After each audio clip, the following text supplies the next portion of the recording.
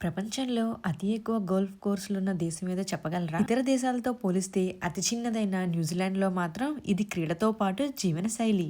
Golf అంటే చాలామంది ధనవంతులు ఆడే ఆట అనుకుంటే పొరపాటే. న్యూజిలాండ్‌లో అయితే తరచుగా ప్రతి ఒక్కరూ ఆడే ఆట. చిన్నపిల్లల నుండి పెద్దవాళ్ళ వరకు ప్రతి ఒక్కరూ ఖాళీ దొరికితే ఖచ్చితంగా ఆడే ఆట ఇది. చూసేది గోల్ఫ్ డ్రైవింగ్ రేంజ్ అంటారు. ఆటలో కొత్త వాళ్ళు ఒకటే చోట నిలబడి ఆట మీద పట్టు వచ్చే వరకు ఇక్కడ నుండి బాల్ కొడతారు. ఇలా ఆడడం ద్వారా గ్రౌండ్‌కి వెళ్లాల్సిన పని లేదు, సమయం వృధా కాదు, అలసిపోరు కూడా.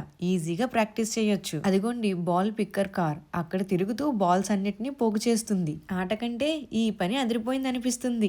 రోజంతా ఆడిన బంతులన్నిటినీ క్రమంగా చకచకా పోగు చేస్తుంది. ఈ కారు లేకపోతే ఒక్క రోజులోనే ఎన్ని బాల్స్ గల్లంతో. గోల్ఫ్ ఆటలో న్యూజిలాండ్కి ఇంటర్నేషనల్ లెవెల్ టాలెంట్ ఉంది.